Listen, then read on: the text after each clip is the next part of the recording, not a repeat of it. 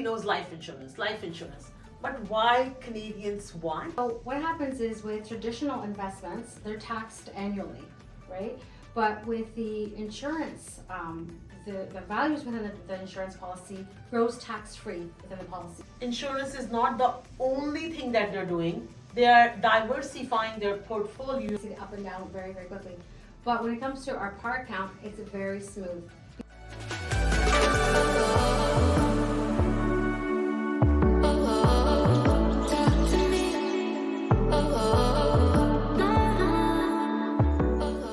I'll be bringing each week a different guest with all the answers that you have the questions for. And this way you can come back to my podcast for any questions that come to your mind, and you can focus just on working, as everything else this podcast will provide you. Hi, welcome to Simple Wealth Wisdom Podcast. I'm your host, Gakhar.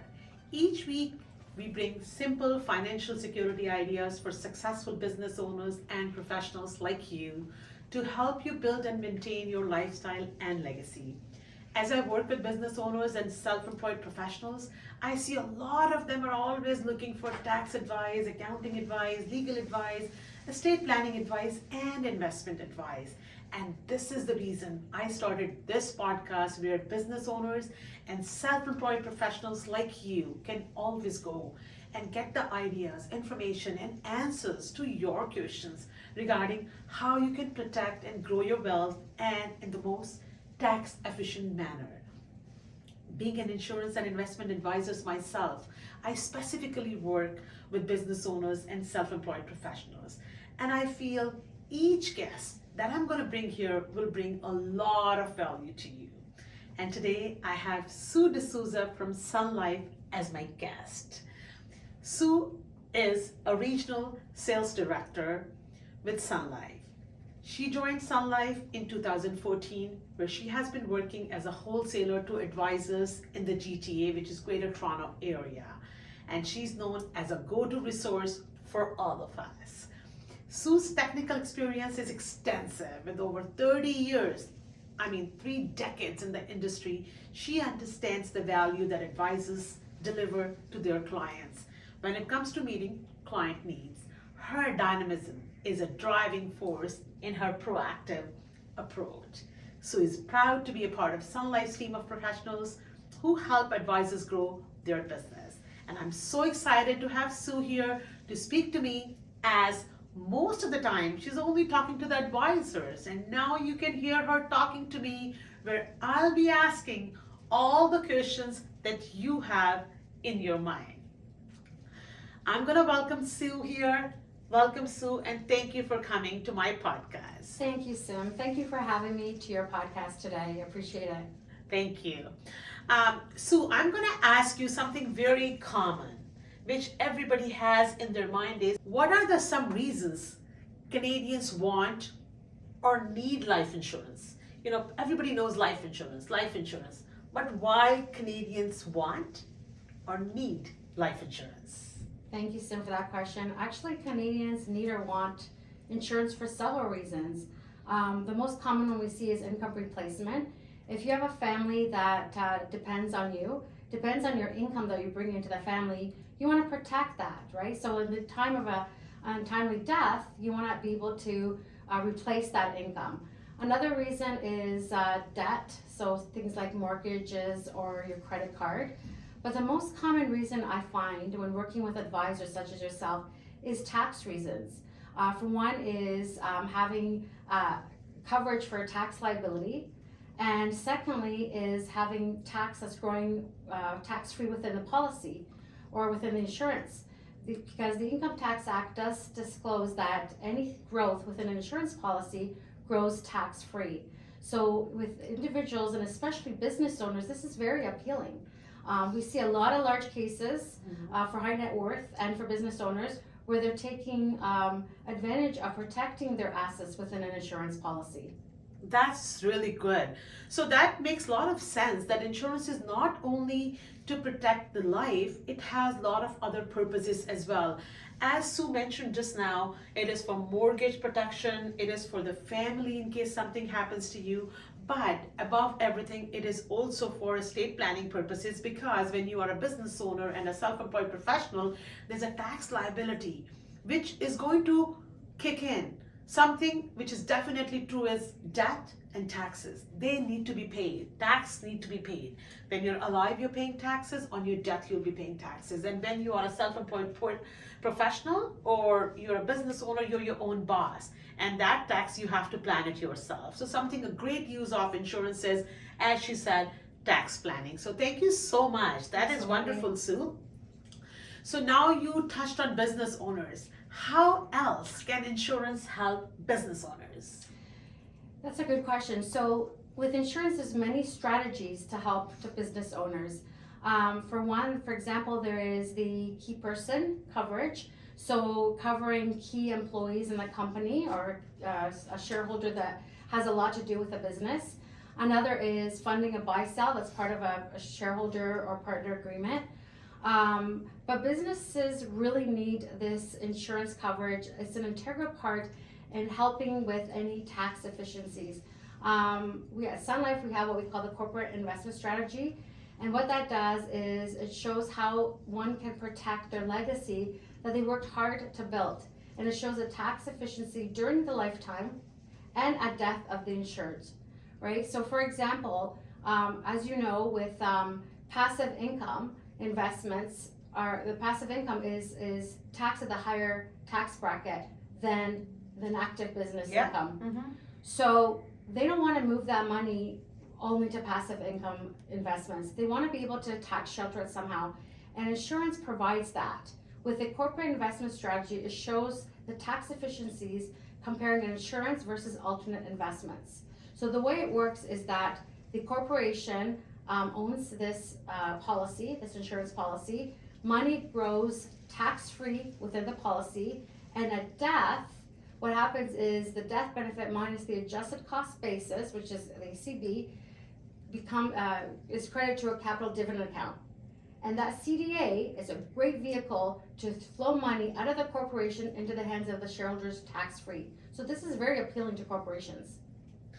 That's a great answer. Of course, a lot of you might not understand what CDA is, so I'm going to bring it to a more simpler language, Sue. Yes. The way she said, when we have money sitting in the corporation as retained earnings, and that money, you want to grow that money. If you invest it somewhere, as Sue said, if you invest that money, you are paying tax on the growth, and that tax rate is much higher than the general tax rate. Whether it's a small business, when general is over half a million, you pay a lot more tax. But for the passive income, you're paying 50.17% tax. But if you leave that money in a policy and put it into the investments, the money is growing tax-free, and that way you don't have to worry about paying that tax. So you have more money. Money is bringing more money. So that's a great strategy, and we've heard it a lot. But again, CDA, capital dividend account, is something which most people do not know. That is for the corporations. This is a notional account that kicks in at the time of the death, where funds can come out tax-free. So I'm going to make a separate video altogether on CDA, but just for that, this is a great thing that you've shared, and I'm sure a lot of you can get the benefit of positioning the policy in the corporation, not only for the death benefit, but also to grow the retained earnings tax-free. Thank you for sharing that, Sue. Now, how are the net estate values of the strategy using life insurance can outperform an alternate taxable investment? Somebody might come and ask me, you know what? I am very savvy with investments. I know where to invest my money. When I invest my money, where I know, in mutual funds, wherever, I know how to grow it, and I can bring double-digit growth. Why should I leave it in a policy? In terms of investment comparison, what do you have to say with that? Because a lot of people are. You know what? Business owners and professionals, they do not have time to look at these things because their business is something that needs their 100% attention. But still, some people have a lot of knowledge and they say, I can take care of that part. But they still are going to be paying that tax, that big tax bracket. So what do you say when you're comparing it with an alternate investments? Thank you so much. That's a good question too. So what happens is with traditional investments, they're taxed annually, right? But with the insurance, the values within the insurance policy grows tax-free within the policy. So there's a big difference. Also, traditional investments, at the time of liquidation, the capital gains is taxed at 50%. So there's even more taxation at death. Yeah. With an insurance policy, as I said before, it's a tax-free death benefit to the corporation. And with traditional investments, when they flow out any money out of the corporation, it's paid out as a taxable dividend. With an insurance though, it's a tax-free dividend through the CDA, the capital dividend account. So right there, that really blows the net estate value out of the water when it comes to insurance products. Wow. This is a very, very good way to explain. So, if you don't mind, can you say the same things once again? Because you know what? It's blowing my mind right now. And I'm thinking the way you've put down the comparison, I know I've had many guests on my podcast and they've talked about it, but the way you put it is fantastic. So, can you just say it once again? Thank you, Sam. Okay, so traditional investments, right, those ones are taxed annually. Annually. Annually. Okay. Whereas on the insurance policy, all that growth, all the investments within the policy is tax-free. There's no tax annually. Right. Clear. Then at death, right, there's a death benefit that's paid out from the insurance policy, and that is paid tax-free to the corporation, and in order for them to flow out that money tax-free to the shareholders, it goes through the CDA account. That's the way they can flow it out tax-free. However, with traditional investments at liquidation, they pay it out as a taxable dividend. So there's lots of tax with traditional investments versus an insurance policy. So I want to summarize this. What Sue said right now is that you're not only benefiting while you're alive, even at the time of death. Exactly. So tax saving while you're alive, tax saving while the money is growing, tax saving at the time of death. Wonderful. Absolutely. Wonderful. Yes. I love it. All right. So you mentioned this strategy, which is definitely going to be liked by many of them. But what types of life insurance policies that you suggest typically for this particular strategy? Yes, for this particular strategy, you want to ensure that you have a permanent product. So that could be participating insurance or it could be universal life. The difference between the two is participating is where the insured or the corporation is taking advantage of the PAR account.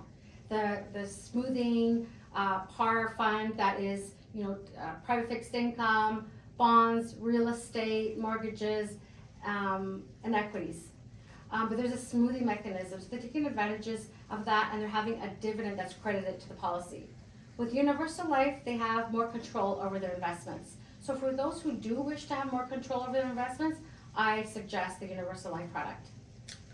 Okay, so again, I would like to tell you a little bit more about what she said because it came from a wholesaler who deals with this all the time and very rightly said that it has to be a permanent policy. And there are two permanent products, universal life and whole life.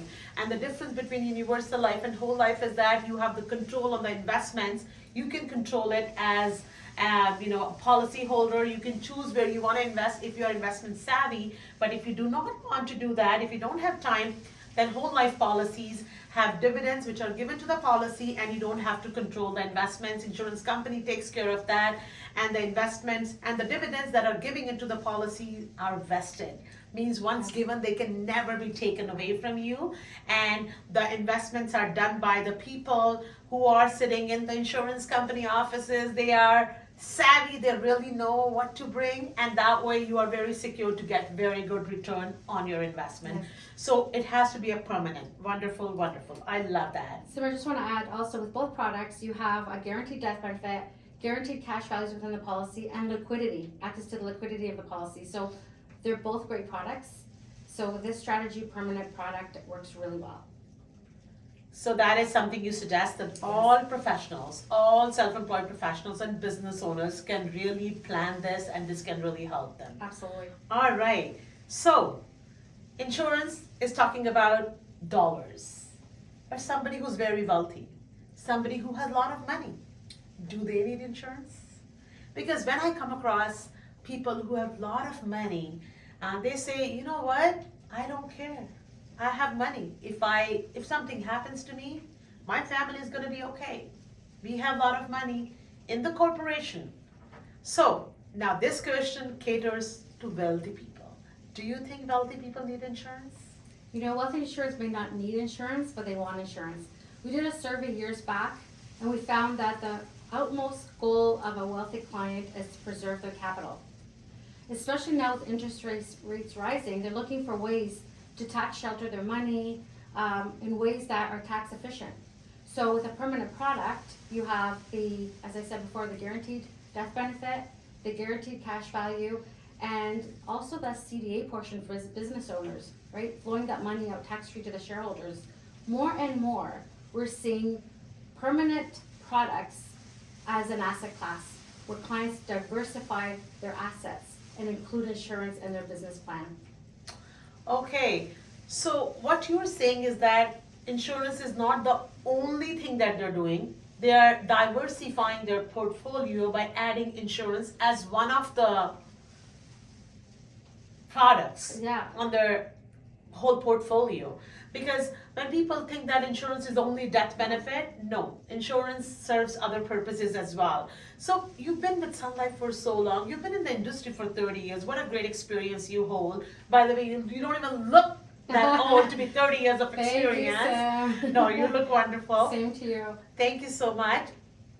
But 30 years of experience, you've seen a lot happening in the industry. You've seen dividend scales, means the dividend credited to the insurance policies, which was a double digit, then it came to single digit, then it went, it goes up and down. But there is something, the word that you used in your conversation was smoothing. Exactly. And I want you to explain a little bit more smoothing words to give a comfort to the viewer so they understand why they should invest in a participating whole life policy. Because when I have a question, I come to you and you tell it to me. Yes. And then I pass it on to my clients, being a specialist for the business owners and self-employed professionals. But I want them to hear it from you. What is smoothing of returns? Yes, smoothing returns. Okay. So with any equities, there's the up and down. There's a lot. It's very volatile, right? If you look at the stock market, you see the up and down very, very quickly. But when it comes to our par account, it's very smooth because we don't react quickly to any market conditions. We take a backward approach, we wait, and we just don't react as fast as equities do.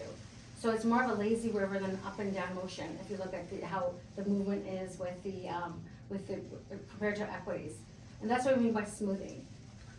So do you mean that if the market is doing very well and your investment portfolio makes 15%, and another year it makes only minus 2%, so the client who has invested the money in the policy is not getting 1 year 15% and second year minus 2. Instead, they're getting on an average of 6%, 7%. Do you mean that? Exactly. So that's something That's what we do. We don't react as quickly as the equity market. We don't go along what they do. It's more of a smoothing.